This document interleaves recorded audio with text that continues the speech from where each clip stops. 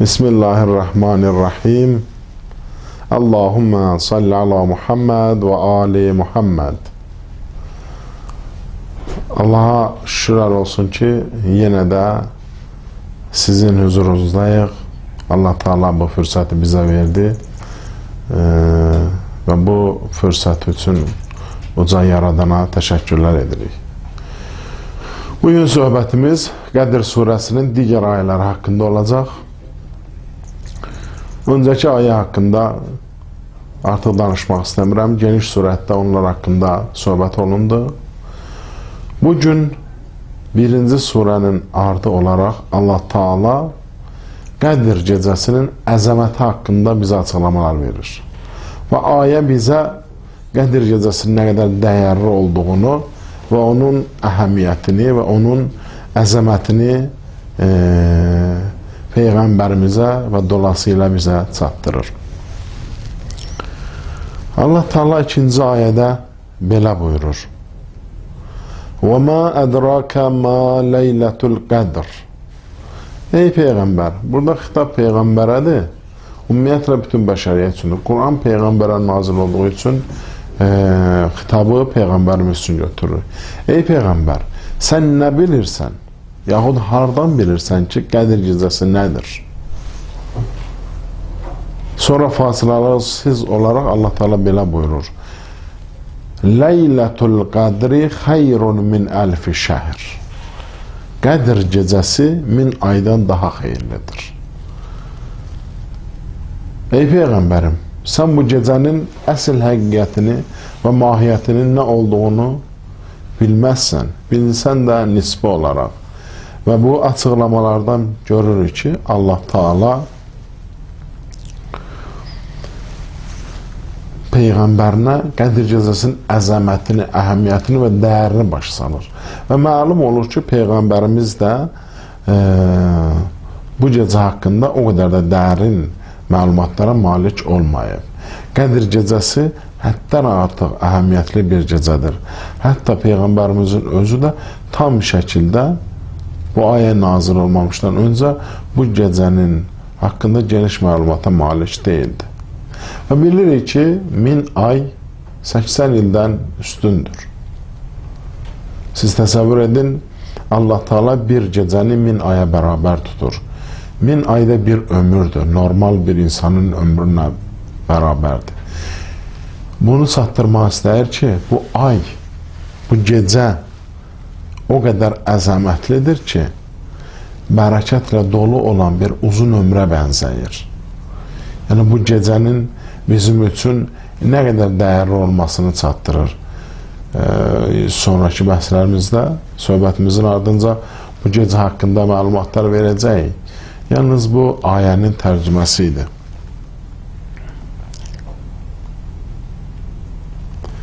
Bu ayələrin nazil olması barəsində bir neçə rəvayət var. Öncəki bəhslərimizdə də qeyd etdiyim kimi, hər bir surənin və ayənin nazil olma səbəbi olduğu kimi, təfsirçilərimiz bəzi rəvayətlərdən belə oxuyublar ki, belə qeyd olunur ki, bu ayənin nazil olma səbəbi haqqında Peyğəmbərdən belə bir rəvayət var. Həzrəti Rasul o rəvayətdə belə buyurmuşdur ki, Bəni İsraildən o vaxt ki, İsrail övladlarına Yahudi demək olmaz. Yəni, həmin Yaqub Peyğəmbərin övladlarına bir nəfər döyüş libasını geyib, zireh əynində, qalxan qılınc əlində 1000 ay onu əynindən çıxarmayaraq Allah yolunda cihad etmiş və yaxud cihada həmişə hazır olmuşdur. Bunu Həzrəti Rəsulumuz səhabələr üçün danışdıqda, səhabələr qibtə elədi. Dedilər ki, ey kaş bizim də o qədər ömrümüz olaydı, bu qədər uzun ömrə malik olaydıq ki, və biz də belə bir fəzilətlərə və iftixarlara sahib olaydıq. Və belə bir şəraitdə olmağa arzuladılar. Və burada həmin uyğun ayəmiz nazil oldu, Qədir gecəsinin 1000 aydan ibarat olduğunu çatdırdı. Bizə başa salır ki, ey insan, sən başqa millətlərə, başqa qövmlərə, tayfalara qibtə eləmə. Mən sənin üçün Bu Ramazan ayında bir gece karar vermişim. Bir gecenin əməli 1000 aydan üstündür. 80 il ömrə beraberdir. Sen istesen bunu bir gece, 2 gece, 5 gece, eğer bu gecenin mahiyyətini dərk eləsək, təsəvvür edin ki, neçə ömrə beraber olar. Onda o zaman Bəni İsrail övladları bize qibtə eləməlidir ki, bizim belə bir gecemiz var. Bu ayə barəsində, bu surənin nazil olması barəsində digər bir rəvayətimiz də var ki, Peyğəmbərimiz burada da səhabəsinə belə bir hadisəni nəql edir. Bəni İsrail övladlarına 4 nəfər var idi. 80 il Allaha bir dəfə də günah etməyərək ibadət etdi. Uzun bu ömür, 80 il ibadəti uzun bir ömürdür, uzun bir ibadətdir. Burada da yenə səhabələr arzu etdilər ki, kaş bizim də ömrümüz belə olaydı. Biz də belə bir uzun ömrə malik olaydı. Biz də belə bir müvəffəqiyyət qazanaydıq. Bu zamanda yenə söz gedən ayə nazil oldu. Qeyd elədiyimiz hədislər Əhl-i Sünnə qardaşların kitablarındadır. Ünvanlarını qeyd etmişik. Lazım olanlar, mütaliə etmək istəyənlər, geniş məlumat toxunmaq istəyənlər o kitablara müraciət edə bilər. Orada hamısı geniş şəkildə yazılmışdır bu hədislər, təfsirlər barəsində.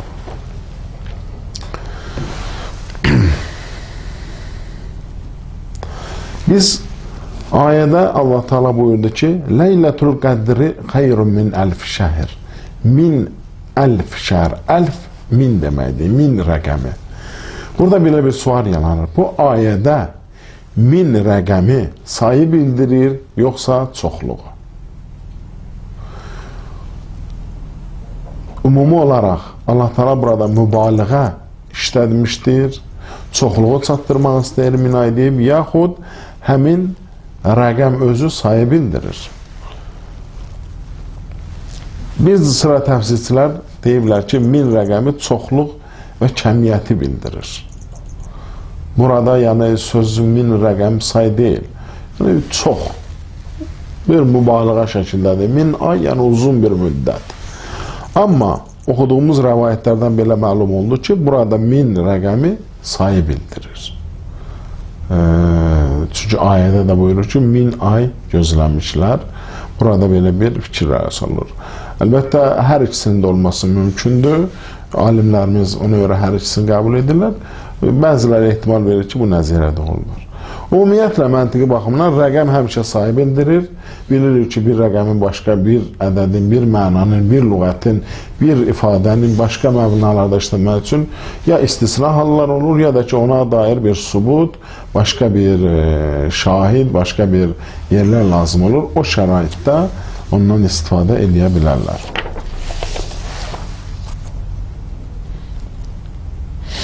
Sonra Allah Teala Qədir gecəsini daha çox vəsf edərək buyurur. Qədir gecəsində nələr olur? Hansı xüsusiyyətlər baş verir?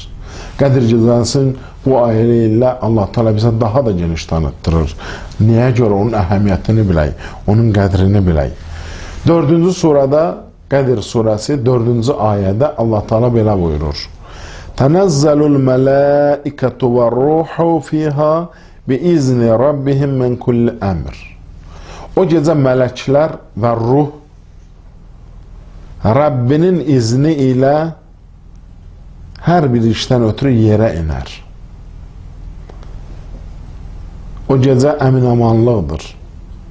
Allah Teala'nın mələkləri yer üzünə inərlər.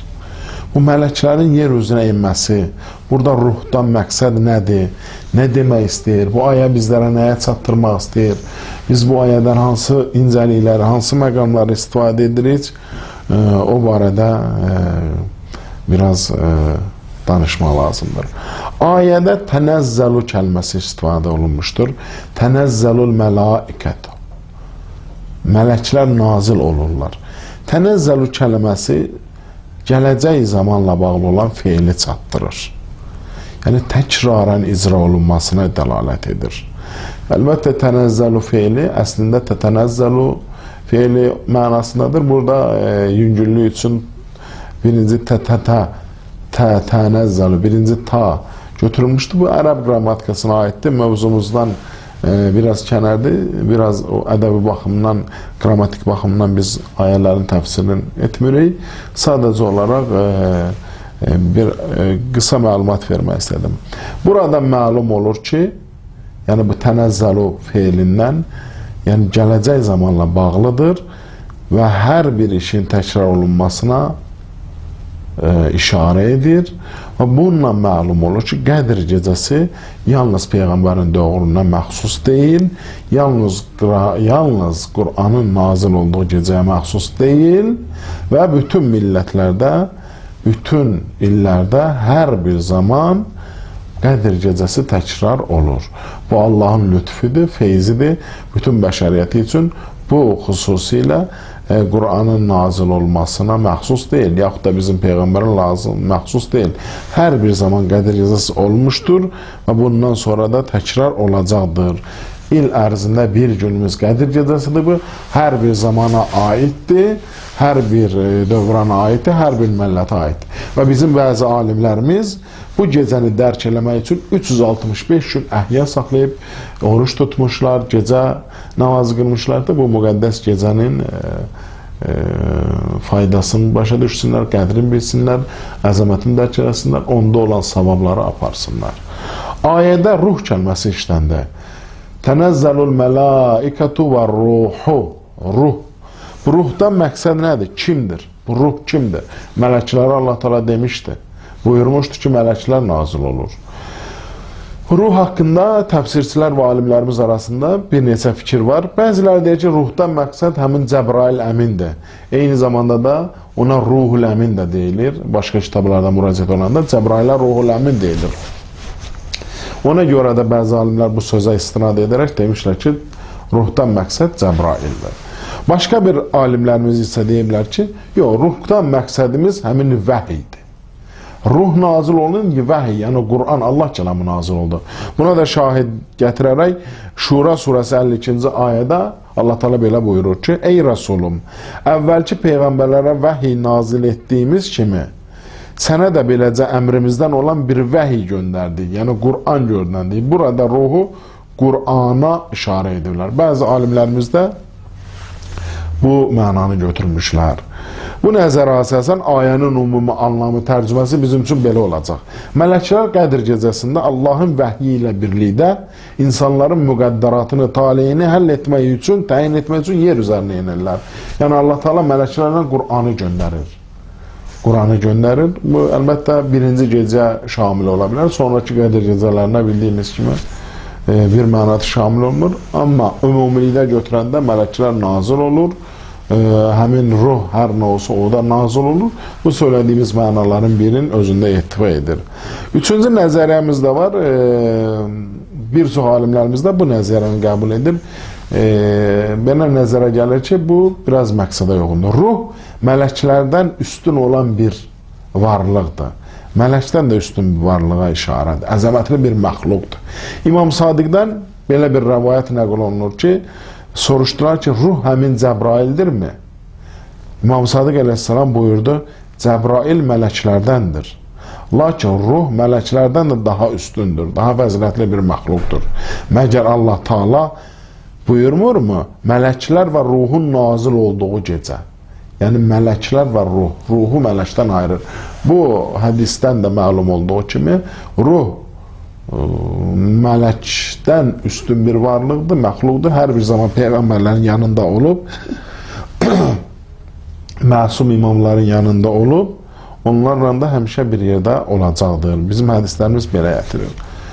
Ayəmizdə bir başqa kəlmələrdə istifadə olmuşdur. O kəlmələr bizə nələri çatdırmaq istəyir, onu demək istərdim. Bütün işlər, min kulli əmr. Ayədə oxuduq ki, Allah Teala tənəzzəlul mələikətü və ruhu fiyhə biizni rabbihim min kulli əmr.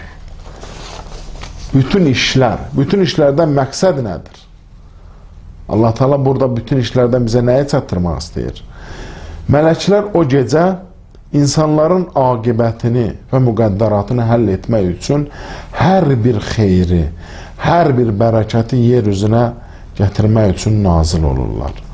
nazil olurlar ki, hər bir xeyri, mütləq xeyri, yəni qeydsiz, şərtsiz Allah Taala tərəfindən olan bütün xeyri, bütün bərəkəti biz insanlar üçün yerə yetirirlər. Onların yer üzərinə enməkdə məqsədi, hədəfi bu işi yerinə yetirməkdir. Yəni bəşəriyyətə, Allahın bəndələrinə bütün xeyir və bərəkəti nazil etməkdir. Bu ayədə min kulli əmrdən məqsəd budur. Ayənin digər bir frazası var. Bi izni Rabbihim. Onlar söylədi ki, Allahın izni ilə nazil olarlar. Allahın izni ilə yerə yenərlər. Bu kəlmədə biz nə başa düşürük? Bu kəlmədən nə anlayırıq? Rububiyyət və Allahın aləmdə gördüyü işlərin tədbiri. Bu məsələdən belə başa düşürük ki, Allah Taala yer üzərinin sahibidir və bütün işlərə tədbir tökür. Bütün işləri idarə edir. Yəni müdiriyyəti var. Allah Taala bizi tərbiyə etməklə, böyütməklə yanaşı bizim sahibimizdir və bunun yanaşı tədbir tökür, tədbir etmə qabiliyyəti var. Məsələlər də hamısı bu tədbirə əsasəndir. Bu məsələnin mələklərin gördüyü işlərlə uyğunluğu vardır. Necə? Allah Taala tədbir tökür və mələklər də bu tədbiri icra eləyir və bütün insanların işinin aqibatı, müqəddəratı və onların tədbiri üçün mələklər Allah Taala tərəfindən yerə enirlər. Və bu məsələ, tədbirlə görən işi də Allahın rububiyyətinin bir hissəsidir. Bu gün söhbətimi sona yetirirəm.